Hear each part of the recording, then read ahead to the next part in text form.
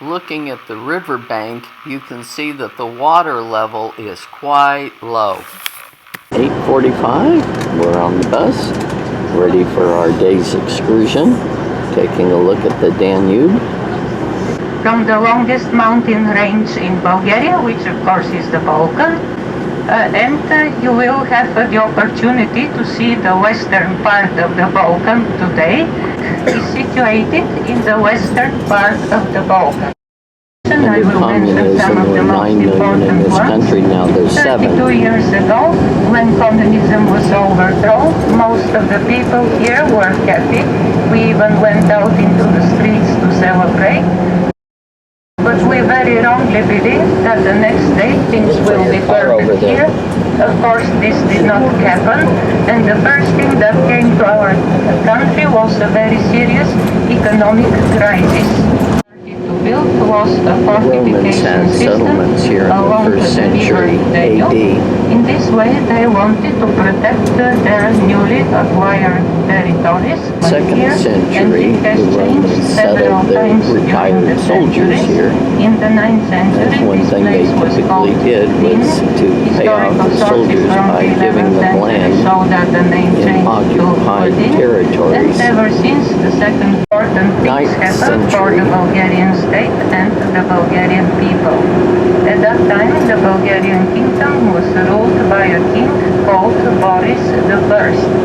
The first thing that he did was that he converted Bulgarians to Christianity. The second thing that he did was that he ordered two very well-educated Bulgarian brothers to write a new alphabet for the Bulgarians. By that time, the Bulgarians were using the Greek alphabet.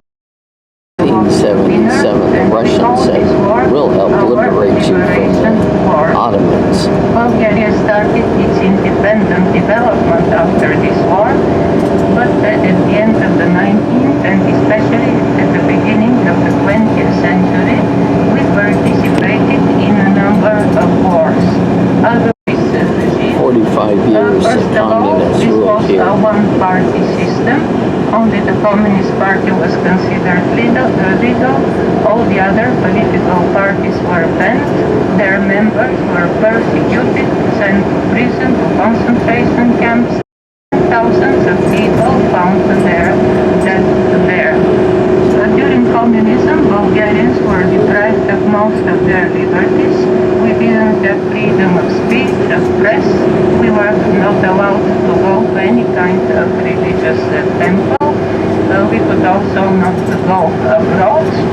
And it was dangerous to speak against the ruling party or the rulers. If someone dared say a joke against them, they could find themselves imprisoned the next day.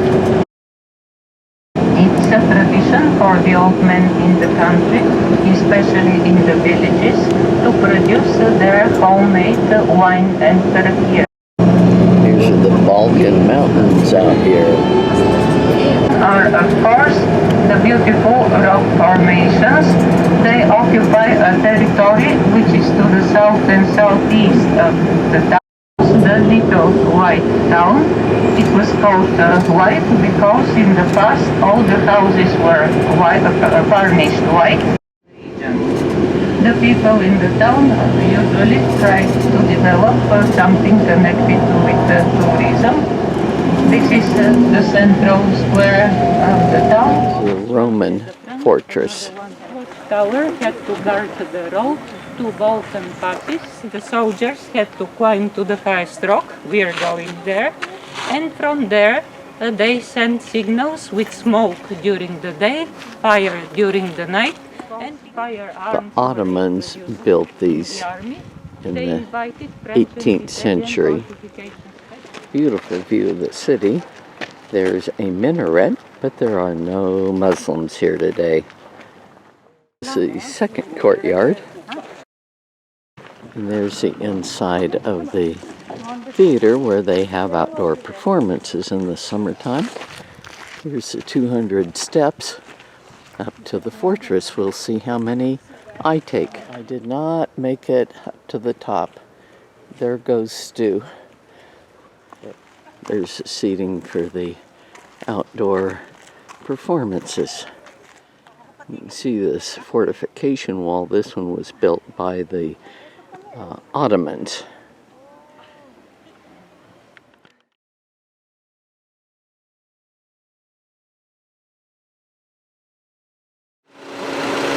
Nice display of gelato. Good picture of where I didn't get to the top of. And also a view of the town.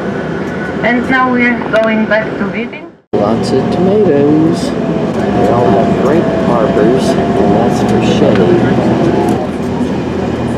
It's a nice square that they told us about, but I couldn't see it going the other way. To tell you something about the present-day life in Bulgaria. But sorry. The Russians left or were overthrown in 1999. The Russians left, but the communists didn't. The first government, the first president were communists. And 6 years later, they got voted out. The abandoned factories here in Vidin became abandoned when the Russians pulled out. There is going to be the second largest church in the country. The country is mainly Christian. Another abandoned factory. Some of them have been taken over by a variety of companies, and they're reestablishing them for industrial purposes. But even during the time of communism, most Bulgarians owned the place where they lived. But if you look straight ahead, later on the left, there is a yellow quite building, small. They were which built is the by railway the Russians. station.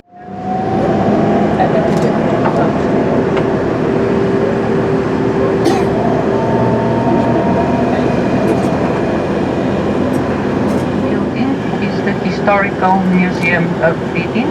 And in front of the building you can see some of the findings from archaeological excavations of the Roman towns of Bunonia, which was right here where Vidin is now. It's a pedestrian area, which is the main shopping street of the town.